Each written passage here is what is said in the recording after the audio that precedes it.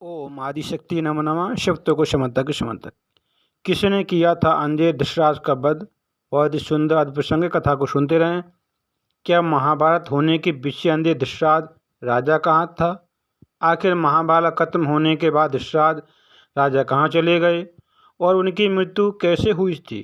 धृतराष्ट्र एक अंधा राजा, महाभारत के युद्ध में सबसे बड़े खलनायक भी माने जाते हैं, क्योंकि वो चाहते तो इस युद्ध को रोक सकते थे, परंतु उन्होंने पुत्र मोह में इस वंश का नाश करवा दिया।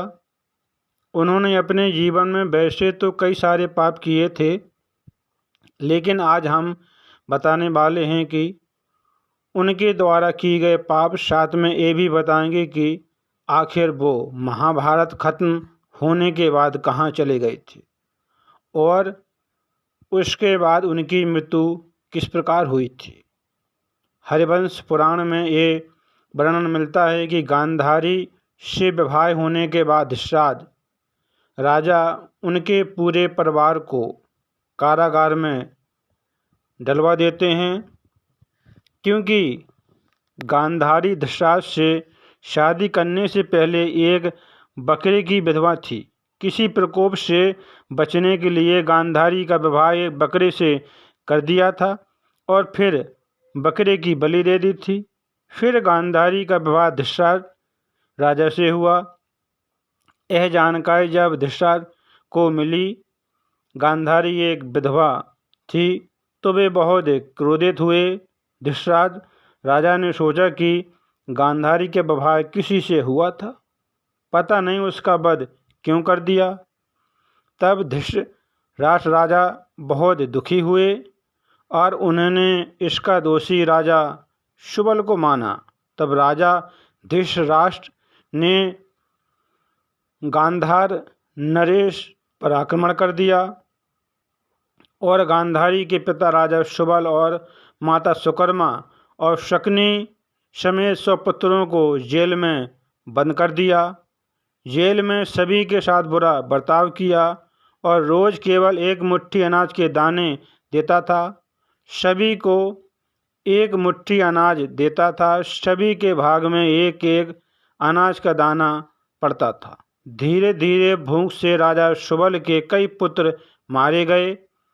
राजा सुबल ने कुरुवंश से बदला लेने के लिए शकुनी को बचाया। अपने सभी बुद्धिमान पुत्रों में से शकुनी को बचाने का फैसला किया और सभी लोग शकुनी को अपना भोजन देने लगे और प्रतिशोध के लिए तैयार किया। और शकुनी ने अपने आँखों के सामने अपने परिवार का अंत होते हुए देखा। मृत्यु से पहले राजा सुबल ने धृतराष्ट्र राजा से शकुनी को छोड़ने की प्रार्थना की थी, जिसको राजा धृतराष्ट्र ने मान लिया था।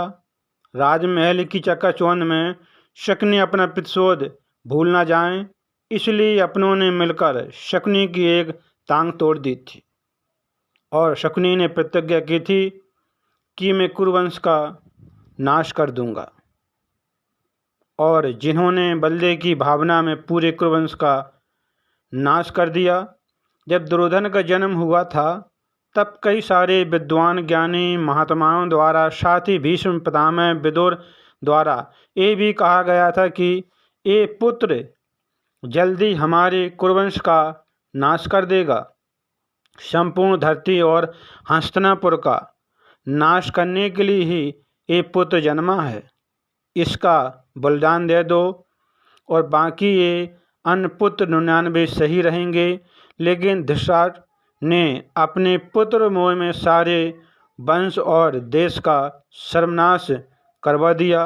वो चाहते तो अपने पुत्र के हठ और अपराध पर लगाम लगा सकते थे, लेकिन उन्होंने ऐसा नहीं किया। धीरे धीरे जैसे कौरव बड़े हुए, तो धृतराष्ट्र, जो कि एक कार्यकारी राजा थे, वो चाहते थे कि उनका बेटा दुर्योधन ही राजकुमार और आगे चलकर राजा बने। भीम को मरवाने की साजिश हो या फिर लाक्षागृह जैसा बड़ा कांड हो, सब में धृतराष्ट्र राजा मौन रहे। और पूर्णतः एक अंधे की भूमिका सही तरह से निभाई।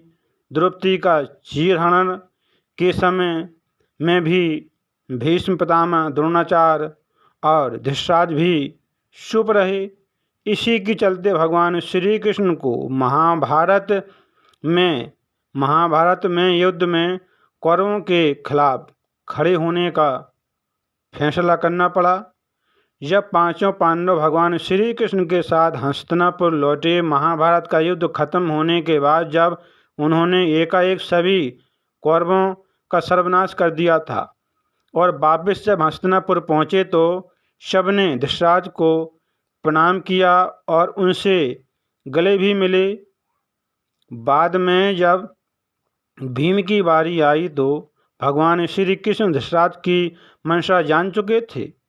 जब भीम प्रणाम करके उन्हें मिलने के लिए जब आगे बढ़ने लगे तब भगवान श्री कृष्ण ने भीम को इशारा करके रोक दिया और उनके स्थान पर भीम की लोहे की मूर्ति को आगे बढ़ा दिया। धृतराष्ट्र बहुत शक्तिशाली थे।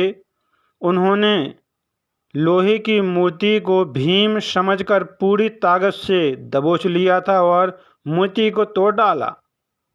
उनमें क्रोध इतना था कि उस समय वो कुछ भी न सोच पाए और लोहे की मूर्ति को तोड़ डाला। पुत्र मोह और उनके अपराध को छुपाना ही एक अंधे राजा का यानी धृतराष्ट्र के शोक का कारण भी बना। हस्तिनापुर की गद्दी जब चक्रवर्ती सम्राट के रूप में युधिष्ठिर का राज्याभिषेक हुआ, उसके बाद मात्र 15-20 वर्षों तक धृतराष्ट्र पांडवों के साथ ही रहे। फिर धृतराष्ट्र संजय, कुंती, गांधारी वन में चले गए, जहां उन्होंने साधारण जीवन जीने का निर्णय लिया था। 3 वर्षों के बाद एक दिन धृतराष्ट्र राजा गंगा में स्नान करने के लिए गए तो उनके जाते ही जंगल में आग लग जाती है। संजय उन सभी को जंगल से जाने के लिए कहता है, लेकिन राजा धृतराष्ट्र वहाँ से नहीं जाते हैं और गांधारी और कुंती भी वहीं रुक जाती हैं।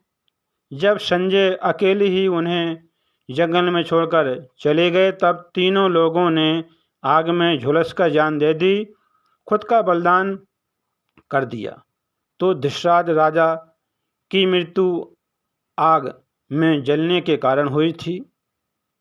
बहुत ही सुंदर अद्भुत प्रसंग था। कथा को सुनते रहें।